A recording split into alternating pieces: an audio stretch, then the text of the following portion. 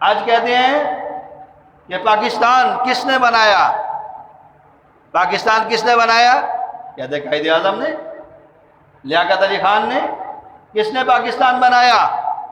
نظریہ کس نے پیش کیا؟ علامہ اقبال نے۔ علماء نے کیا کیا؟ کہ علماء نے تو کچھ نہیں کیا، وہ تو پاکستان بننے کے خلاف تھے۔ ہماری یونیورسٹیوں میں، ہمارے کالجوں میں، ہمارے اسکولوں میں یہی پڑھایا جاتا ہے کہ کس نے پاکستان بنایا؟ بس انہوں نے بنایا، باقی کہ علماء تو خلاف تھے پاکستان بننے کے۔ افسوس پر بھی افسوس کیا جا سکتا ہے کہ افسوس ہے، پھر اس پر بھی افسوس ہے کہ مسلمانوں کو صحیح معلومات سے محروم کیا جا رہا ہے۔ یوں کہتے ہیں علماء پاکستان بننے کے خلاف تھے۔ دیکھو میرے محترم دوستو عزیزو، علماء کے دو طبقے تھے، غور سے سننا بات۔ علماء کے دو طبقے تھے۔ ایک طبقہ علماء کا وہ یہ کہتا تھا، جس کو یہ کہا جاتا ہے کہ یہ پاکستان بننے کے خلاف تھے۔ وہ پاکستان بننے کے خلاف نہیں تھے، وہ یہ کہتے تھے کہ انگریز نے برصغیر مسلمانوں سے لیا ہے۔ کس سے لیا ہے؟ مسلمانوں سے، لہذا یہ برصغیر واپس بھی مسلمانوں کو کرے۔ ہندو تو مسلمانوں کے تابع تھے سارے، تو برصغیر لیا بھی مسلمانوں سے ہے اور واپس بھی مسلمانوں کو کر کے جائے، جہاں سے جانا ہے اس نے یہ مسلمانوں کے حوالے کر کے جائے۔ جب اس پر بات نہ بنی تو انہوں نے کہا کہ اچھا یوں کرو کہ جن علاقوں میں مسلمانوں کی اکثریت ہے وہ علاقے مسلمانوں کو دے دو، اور جن میں کافروں کی اکثریت ہے وہ کافروں کو دے دو۔ اس کا فائدہ یہ ہوگا کہ مسلمان پر کوئی مسلمان کی طرف غلط نظر نہیں اٹھا سکے گا، مسلمان کو کوئی نقصان نہیں پہنچا سکے گا، اس کی عزت پہ حملہ نہیں کر سکے گا۔ آج جیسے ہو رہا ہے آپ کے سامنے، تو کوئی میلی نگاہ سے مسلمانوں کو نہیں دیکھ سکے گا۔ اس لیے جو علاقوں پر مسلمانوں کی حکومت ہے وہ علاقے مسلمانوں کو دے دو، اور جن علاقوں پر کافروں کی اکثریت ہے وہ کافروں کو دے دو، اور حکومت مل کے بنائیں گے، حکومت مل کے بنائیں گے۔ تو یہ طبقہ کی رائے یہ تھی۔ اور دوسرا جو علماء کا، یہ اس میں مدنی گروپ سارا، اور جو دوسرا حصہ تھا وہ یہ کہتا تھا کہ مسلمانوں کے لیے علیحدہ اسلامی ریاست ہونی چاہیے، جہاں مسلمان اسلامی قوانین کے مطابق زندگی گزار سکے۔ علامہ اقبال رحمۃ اللہ علیہ نے 1930 میں الہ آباد میں پاکستان کا نظریہ پیش کیا، لیکن اس سے پہلے مولانا عبد الماجد دریا آبادی رحمۃ اللہ علیہ فرماتے ہیں کہ جب میں تھانہ بھون میں گیا تو سب سے پہلے جو آواز میں نے سنی حضرت تھانوی رحمۃ اللہ علیہ کی زبان سے وہ یہ تھی کہ ایک ایسے ہی اسلامی ریاست ہونی چاہیے جہاں مسلمان اسلامی کا، جہاں تعزیرات کا اور اسلامی احکامات کا نفاذ ہو، مسلمان شریعت کے مطابق زندگی گزار سکیں، اسلامی قوانین کے مطابق زندگی گزار سکیں۔ 1928 میں یہ نظریہ حضرت تھانوی، مولانا اشرف علی تھانوی رحمۃ اللہ علیہ نے پیش کیا، اور پھر اس کے بعد علامہ اقبال رحمۃ اللہ علیہ کی زبان پر الہ آباد کے جلسے، الہ آباد میں جب جلسہ ہوا تھا اس جلسے میں انہوں نے یہ بات کی۔ 1938 تک تھانوی صاحب رحمۃ اللہ علیہ اور دوسرے حضرات علماء جب تک قائد اعظم رحمۃ اللہ علیہ وہ کانگریس میں رہے تو اس وقت تک علماء نے ان کی حمایت نہیں کی، ان علماء نے۔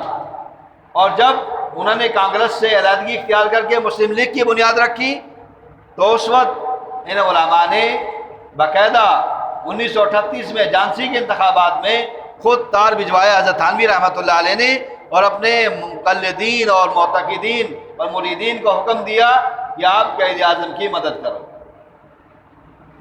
اور پھر مسلمانوں کو اس میں فتح حاصل ہوئی، کامیابی نصیب ہوئی۔ اور 1938 میں پہلا وفد قائد اعظم سے ملنے کے لیے آیا، جس میں مولانا مرتضی حسن اور مفتی محمد شفیع صاحب اور مولانا شبیر علی صاحب، مولانا عبدالغنی پھول پوری صاحب وغیرہ حضرات تشریف لائے اور اس میں قائد اعظم سے ملاقات کی اور ان کو نماز کی تاکید کی۔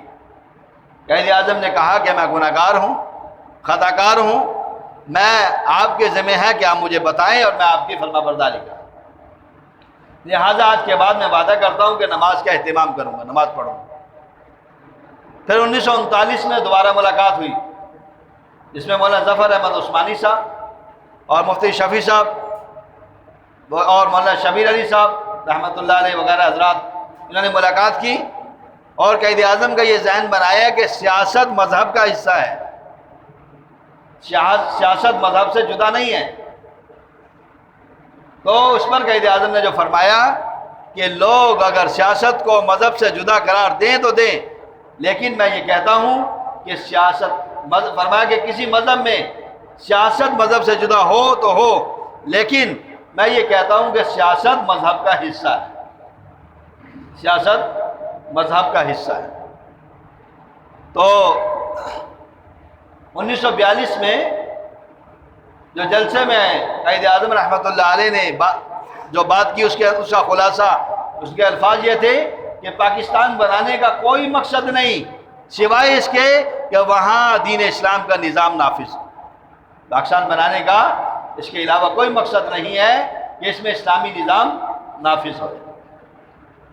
تو یہ علماء، اس لیے قائد اعظم رحمۃ اللہ نے ایک دفعہ فرمایا کہ مسلم لیگ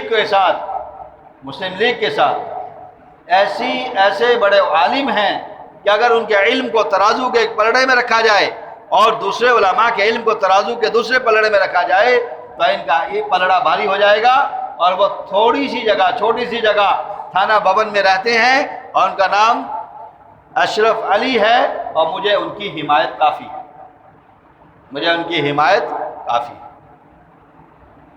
تو یہ علماء نے پورا کردار، ایسے پیر مہر علی شاہ صاحب رحمۃ اللہ علیہ، ان حضرات کی توجہات اور دعائیں اور باقاعدہ ان سے دعائیں کرائی گئیں اور ان کی جو ہے وہ تائیدات حاصل کی گئیں، اور اسی طرح اور علماء کرام، تو یہ سب پاکستان بننے کی تحریک میں شامل ہوئے اور اللہ نے پھر مسلمانوں کو علیحدہ اسلامی ریاست عطا فرمائی، اسلامی ملک عطا فرمایا۔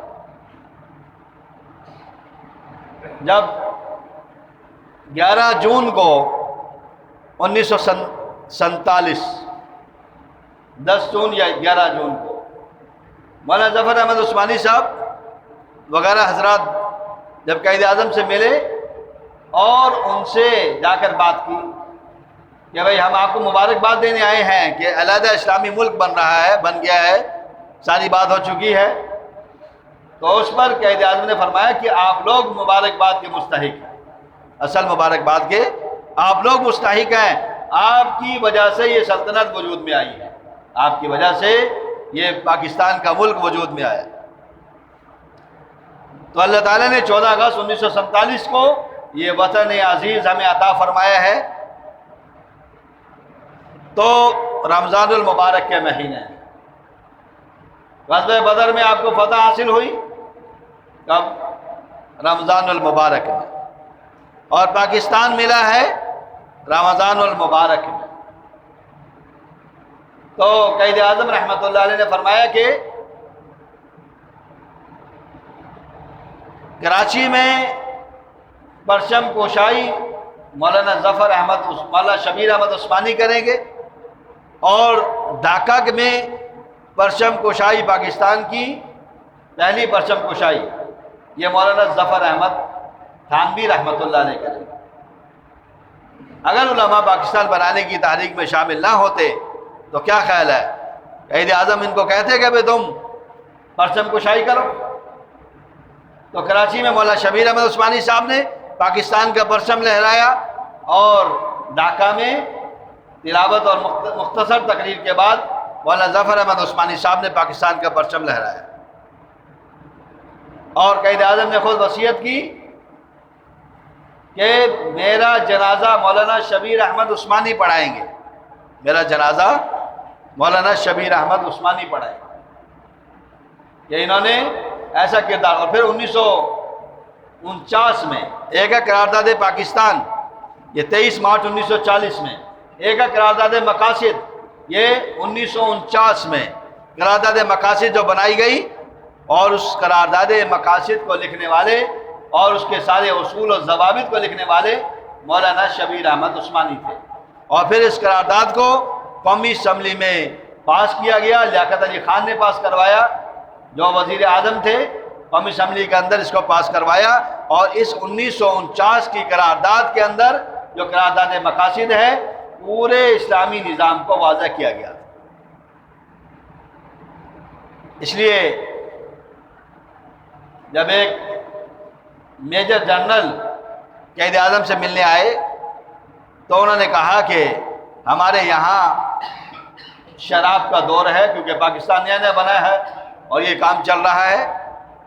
تو کہنے لگے کہ قائد اعظم نے اپنا بکسا منگوایا، اس کو کھولا اس باکس کو، اور اس کے اندر سے مراکشی سیاہ چمڑے میں لپٹی ہوئی ایک کتاب نکالی اور کہا کہ جنرل صاحب یہ کتاب قرآن پاک ہے.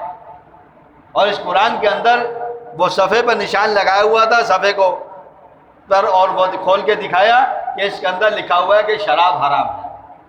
قرآن کا فیصلہ ہے کہ شراب اور منشیات سب حرام ہے، اور اسٹینو کو بلا کر کہا کہ لکھو اور یہ حکم نامہ جاری کرو کہ شراب اور منشیات حرام ہے، لہذا کہیں بھی یہ جاری نہ ہو. وہ کہتے ہیں جو میجر جنرل آئے تھے پاکستان کے، وہ کہنے لگے کہ میں نے پھر وہ ساری جگہ پر وہ پیغام پہنچوایا، اور اس کی وجہ سے اللہ نے شراب کو بند کروا دیا.